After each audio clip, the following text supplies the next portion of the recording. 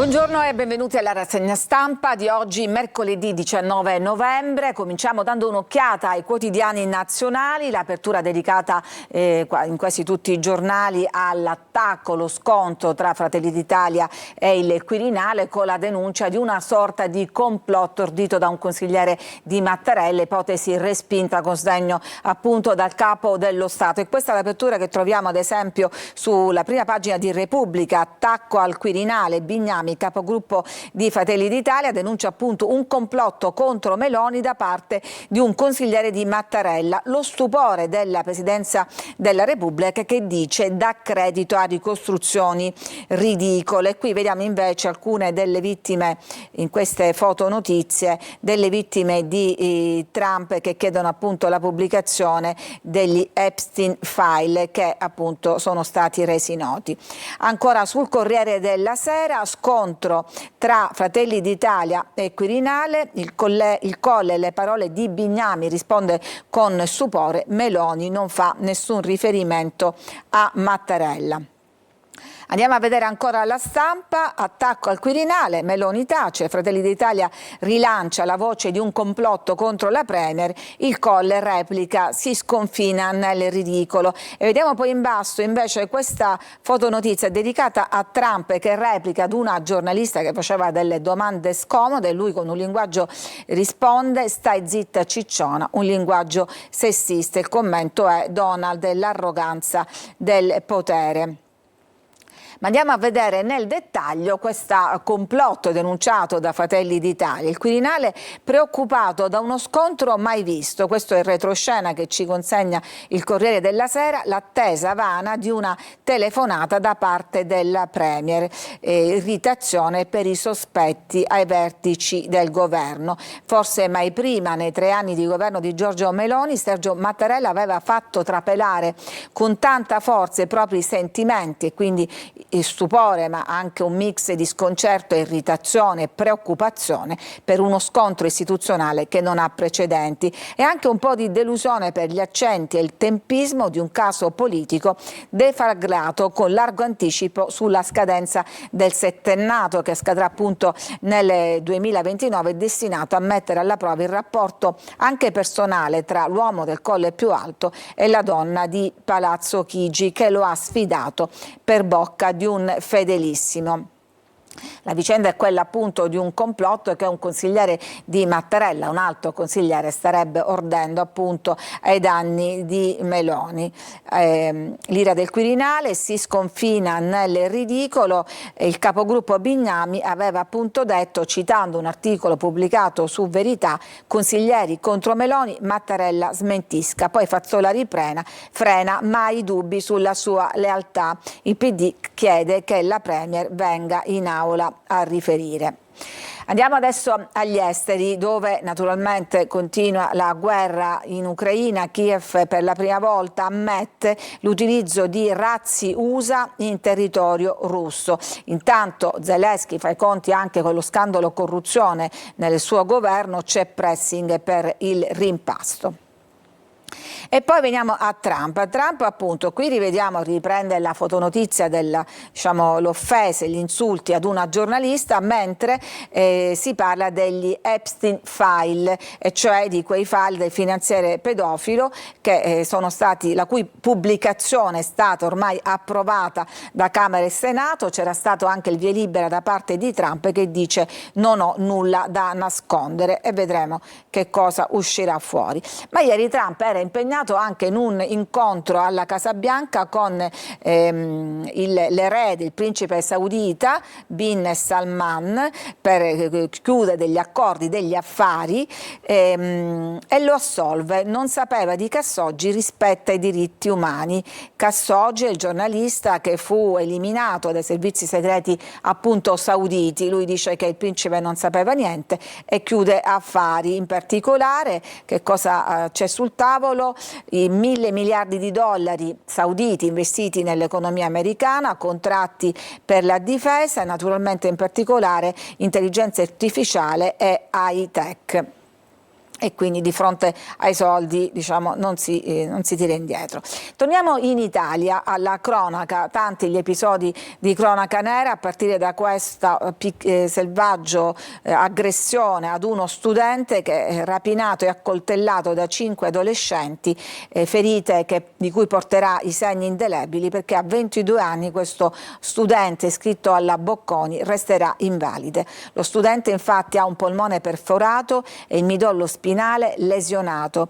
I ragazzi arrestati si vantavano sui social: lo abbiamo scannato, e tutto questo per derubarlo di appena 50 euro. La vittima voleva riprendere i 50 euro che gli avevano appena strappato di mano ed era all'uscita da una discoteca. E poi un'altra storia brutta, un dramma in Salento: bambino ritrovato in casa ucciso a 8 anni, accoltellato in mare il corpo della madre. L'allarme era stato dato dal padre perché la donna non rispondeva, l'ipotesi è di omicidio o suicidio. Prima il ritrovamento in mare del cadavere della donna, poi la tragica scoperta in provincia di Lecce, in cui la donna viveva con il figlio Elia, dove i carabinieri hanno trovato il cadavere del piccolo 8 anni, probabilmente accoltellato. A lanciare l'allarme era stato il padre, il piccolo frequentava la 4ª elementare, non si era presentato a scuola. Una delle ipotesi appunto è che la donna abbia ucciso il figlio e poi si sia tolto la vita. E praticamente però diciamo che da tempo la donna aveva manifestato segni di disagio e di sofferenza, e anche il proposito più volte di togliersi la vita. Un altro caso di cronaca: bimba muore dopo le dimissioni, i PM indagano sulla pediatria. È successo in provincia di Belluno, disposta l'autopsia, i genitori dicono era piena di vita, è morta a soli 2 anni mentre i soccorritori del 118 tentavano in tutti i modi di salvarla, dopo l'allarme lanciato dai genitori preoccupatissimi per la crisi respiratoria della piccola nella loro casa. I familiari l'avevano già portata nella notte tra il 14 e il 15 novembre per il suo stato febbrile, ma la bimba era stata dimessa nel giro di poche ore dopo gli accertamenti. Il caso adesso è sul tavolo del procuratore di Belluno, che ha aperto un'inchiesta. È stata già disposta l'autopsia, stanno acquisendo tutti gli elementi per capire che cosa è successo, e non si esclude una meningite fulminante. I genitori aspettano di avere notizie più precise, non vogliamo fare ipotesi, hanno già incaricato un legale di assisterli e attendono le risposte alle tante domande che si stanno ponendo, dice una cugina della madre.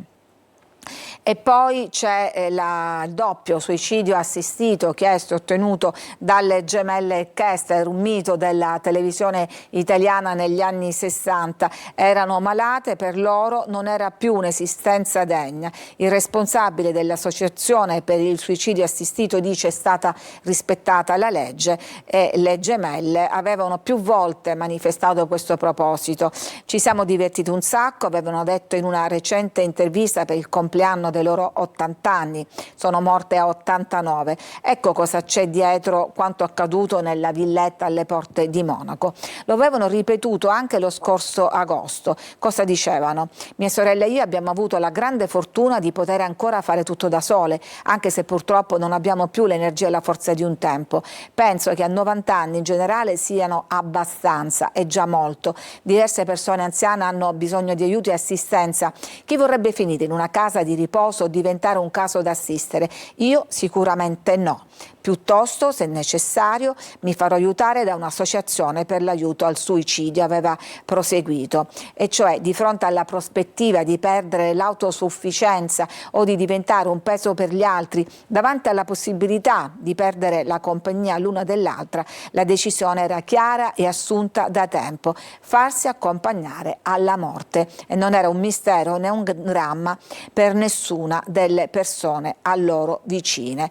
E mentre in Italia sappiamo, in Germania è consentito il suicidio assistito, in Italia invece se ne parla ma non c'è ancora una legge. A questo proposito vi leggo l'editoriale di Mattia Feltri sulla Stampa, che parla proprio del suicidio assistito e in pratica dice: al di là delle asprezze di un dibattito spesso grossolano, l'incolmabile distanza fra i contrari e i favorevoli all'eutanasia o al suicidio assistito è che i primi credono in Dio e dunque non credono di poter disporre della propria vita. I secondi credono di disporne poiché non credono in Dio o non lo credono sadico. Lui, Mattia Feltri, si iscrive a questa categoria e dice che l'anno scorso in Germania sono state 1200 le persone che hanno scelto di congedarsi da una vita di sofferenza insopportabile fisica o psicologica. Sembravano tante, ma nei Paesi Bassi sono state addirittura 8700 e soprattutto l'associazione Coscioni riferisce di aver ricevuto nell'ultimo anno 1700 telefonate da chi vorrebbe farla finita. E che cosa conclude Matteo Feltri? Che se c'è qualcosa che assomiglia alla Torre di Babele, cioè alla sfida a Dio, non è tanto scegliere la morte, ma la rincorsa ad una illusione di immortalità.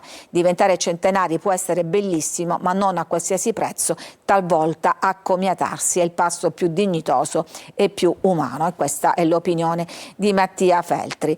Andiamo adesso a sentire le parole di Luca Parmitano, il nostro astronauta originario di Catania, in questa bella intervista in cui racconta anche le sue esperienze da bambino, la sua paura del buio, l'ansia attuale da papà. Lui dice: un caccia, cosa ha provato? Alcune delle esperienze più estreme. Un caccia lanciato a tutta velocità con la cabina distrutta dopo lo scontro con un uccello, oppure un decollo per lo spazio con 70 tonnellate di kerosene dietro la schiena pronta a scagliarti in alto, oppure ancora una passeggiata in orbita con il casco pieno d'acqua che impedisce di vedere e respirare, naturalmente per un danno. Io non ho provato paura, il battito del mio cuore è rimasto sempre costante.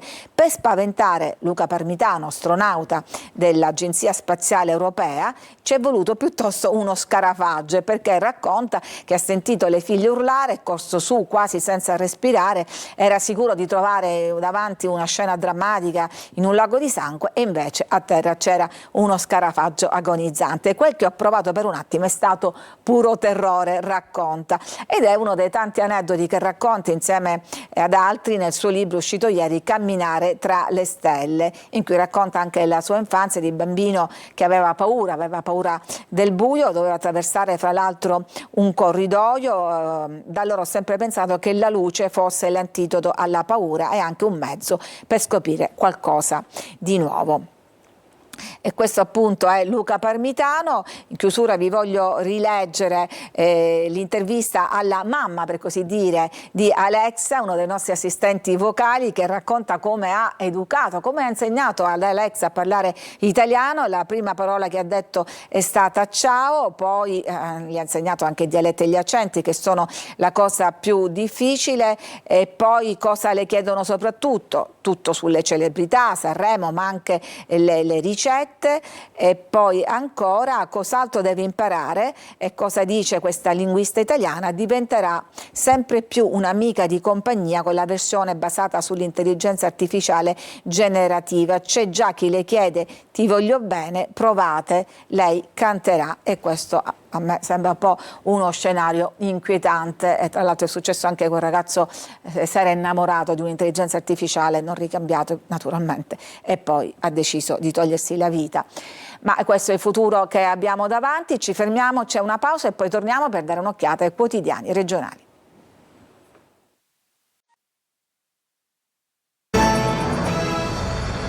Bentrovati alla seconda parte della rassegna stampa di oggi, mercoledì 19 novembre, dedicata all'informazione regionale. Partiamo dando un'occhiata al sito Sicilia Web. Catania occupa un immobile, cacciati e denunciati. È successo in via Rocchetti, in un immobile di proprietà comunale occupato abusivamente da 3 cittadini stranieri nell'ambito del più ampio progetto di riqualificazione degli edifici dell'area del vecchio San Berillo, in questo caso che era finalizzato alla realizzazione di un centro di inclusione sociale. Ma troviamo anche questo assalto alle poste di Zia Lisa. È successo la notte scorsa, qualcuno ha tentato di portare via il bancomat dell'ufficio utilizzando dell'esplosivo. Il colpo è fallito perché la cassaforte è finita all'interno dei locali, così i ladri hanno desistito e sono scappati. da questa esplosione è nato un incendio che ha coinvolto una macchina posseggiata sfortunatamente davanti all'ingresso. Quindi oltre alla polizia sono intervenuti anche i vigili del fuoco per spegnere le fiamme. Ma adesso andiamo a vedere invece i quotidiani regionali. Partiamo appunto dalla Sicilia. In prima pagina troviamo la richiesta di rinvio a giudizio per l'assessore al turismo Elvira Amata. Le opposizioni chiedono di fare uscire anche l'assessore e tutto il suo partito dalla giunta. E poi Sicilia, capitale delle rinnovabili, ma ora servono nuove regole, e si parla del ponte, lite pure fra scienziati, il PD chiede di ridare 1,5 miliardi a Sicilia e Calabria. Prima pagina di Repubblica, il tomo dedicato alla città di Palermo, che fa l'elenco di tutte le inchieste che si stanno abbattendo sul governo Schifani. Finiti gli interrogatori sul caso Cuffaro, arriva la richiesta di rinvio a giudizio per l'assessora Amata, a giorni la decisione su Galvagno, insomma la corruzione alla regione nel mirino dei PM di Palermo. E poi c'è l'allarme plastica, perché? Perché è stato sospeso lo smaltimento, molti degli impianti siciliani di stoccaggio già adesso non accettano più la plastica proveniente dalla raccolta differenziata dei comuni, e nelle prossime settimane il rischio è che nell'isola ci sia una nuova vera e propria emergenza. Anche qui ritroviamo lo stesso argomento sul Giornale di Sicilia. Schifani non scarica l'Amata, chiesto il processo, ma lui distingue, è diverso dal caso DC, cioè dal caso del comitato d'affari di Cuffaro. Gazzetta del Sud. Ponte, la prudenza del governo, pronti anche a rifare la delibera, mentre a Roma si confrontano gli esperti. E poi prime decisioni del Consiglio Comunale di Messina sul progetto policlinico ed una operazione antidroga. Andiamo adesso nelle pagine interne, vediamo che cosa è successo e che cosa c'è alla base di questa richiesta di rinvio a giudizio per corruzione nei confronti di Elvira Amata. L'imprenditrice Marcella Cannariato, anche lei sotto inchiesta, rassicurava: tuo nipote lo metto sotto la mia ala, e l'assessora al turismo Elvira Amata ringraziava per l'assunzione del giovane. E questa sarebbe per la Procura di Palermo la prova della corruzione in questa sequenza di intercettazioni. A questa riunione c'erano la portavoce del presidente dell'Arsa Gaetano Galvagno, ovvero Sabrina De Capitani, e l'assessora Amata, per discutere di una cosa che stava molto a cuore all'imprenditrice, ovvero un finanziamento di 30.000 euro per un evento organizzato dalla Fondazione Bellisario. E diceva: quando vuoi venire a metà settembre? Diceva al giovane nipote dell'assessora che lei si è proposta di assumere. Va bene a metà settembre, se vuoi lavorare mezza giornata, lavori mezza giornata. Questo è appunto l'accusa fondamentale di corruzione verso di loro. Schifani, assediato dalle inchieste, cosa fa? Regala un codice d'aula ai deputati, mentre ricordiamo proprio stamattina alle 11:30 le opposizioni presentano una mozione di sfiducia. Cosa c'è in questo dono a tutti gli inquilini di Palazzo dei Normanni? È il codice parlamentare, una raccolta delle disposizioni rilevanti per l'attività parlamentare. Il governatore teme una nuova Caporetto a suon di voto segreto sulla manovra di stabilità incardinata all'Arse, che deve andare avanti in commissione, e allega una lettera firmata di suo pugno in cui raccomanda di utilizzare questo modus vivendi, insomma un manuale di istruzioni su come comportarsi in aula, sperando che basti e che non agiti ulteriormente gli animi dell'opposizione. Finanziaria, appunto quella di cui si deve discutere, assalto alla diligenza, ma le risorse non bastano per tutti, soprattutto per aumentare gli stipendi ai 15.000 precari, non bastano, mentre c'è l'accordo sui forestali, da definire i criteri sulle opere pubbliche piccole segnalate dai deputati. Andiamo avanti. Dicevamo, il ponte non litiga soltanto la politica, da sempre litigano anche gli scienziati e in particolare su 3 punti: la scelta della campata unica, l'aggiornamento tecnologico rispetto al progetto originario e il rischio sismico. In particolare su questo tema, quello del rischio sismico, c'è stata battaglia ieri in Senato in un incontro organizzato dalla senatrice a vita Elena Cattaneo, che ha posto e ha messo sul tavolo questo interrogativo fondamentale, cioè: il ponte potrebbe resistere a un terremoto come quello dell'Aquila o al peggiore scenario immaginabile? E anche qui i pareri sono i più disparati. Per Carlo Doglioni, già presidente dell'Istituto Nazionale di Geofisica e Vulcanologia, lo Stretto di Messina è un'area nella quale non si possono escludere eventi sismici gravi, ovvero con magnitudo maggiore di 7. Dentro lo stesso INGV la pensa all'opposto Gianluca Valensise, che dice non c'è evidenza scientifica di questo. In particolare esistono faglie attive minori sul fondo dello stretto, sopra la porzione più superficiale della faglia che ha generato il terremoto del 1908, mentre la faglia di Pezzo è una faglia antica e nessuna delle 2 faglie si è mossa dal 1908. Ma certo i tempi geologici sono ben diversi dai tempi degli uomini, anche quelli lunghissimi della realizzazione di un ponte.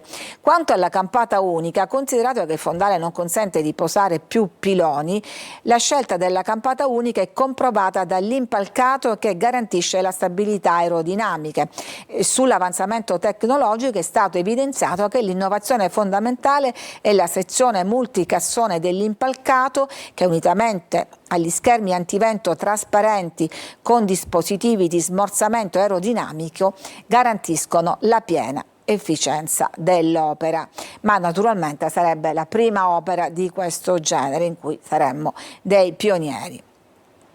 E poi veniamo all'emergenza plastica in Sicilia, stop la raccolta nei comuni, un'emergenza che va al di là dei confini regionali e che riguarda una questione di geopolitica, perché qual è il problema? L'entrata sul mercato di Cina ed Est Europa blocca la richiesta degli impianti nell'isola. In pratica molti degli impianti siciliani già adesso non accettano più la plastica e nelle prossime settimane il rischio è di una vera e propria emergenza. Il tema è legato alla mancanza di domanda da parte degli acquirenti della materia prima. In pratica arriva troppa plastica dai paesi del sud-est, paesi dell'est, e le strutture che si occupano di riciclarla hanno minori ricavi dalla differenziata dei comuni. Per dirla con le parole del presidente dell'ANCI Sicilia Paolo Amenta, un colpo di tosse della Cina ha travolto i comuni siciliani. Non va meglio altrove, una delle piattaforme operanti nell'area industriale di Catania ha fatto rilevare che ha raggiunto i limiti di guardia, con una quantità di circa 420 tonnellate stoccate nei piazzali e pronte per la consegna e non ritirati da settimane da Corepla, il consorzio che si occupa appunto di riciclaggio, sottolineando la necessità di interrompere i conferimenti anche per cause legate ad un elevato e pericolosissimo aumentare dei rischi legati a incendi ed esplosioni, e quindi davvero un rischio molto grave. E veniamo adesso all'audizione dell'ex procuratore di Palermo in commissione antimafia. Parliamo di Giancarlo Caselli, che ricostruisce il periodo delle stragi. E cosa dice Caselli? Che Borsellino non fu ucciso per l'indagine su mafia e appalti.